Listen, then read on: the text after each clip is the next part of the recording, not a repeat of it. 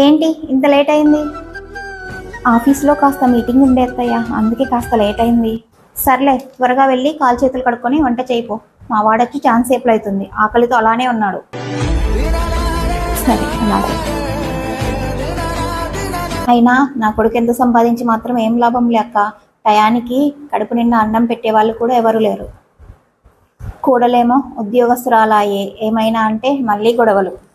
అన్నీ నువ్వే కావాలి, నిత్యం పోరాడాలి, అనుకున్నది సాధించాలి.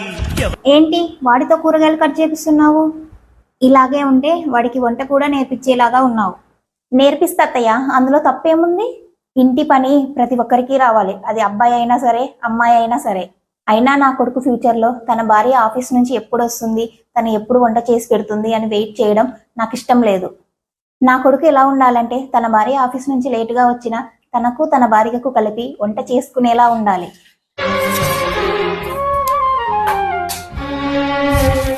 ఆడపిల్లల్ని చదివించినంత మాత్రాన ఈ సమాజంలో మార్పు రాదు.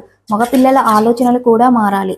అది నేను నా ఇంటి నుంచి స్టార్ట్ చేయాలి అనుకుంటున్నాను.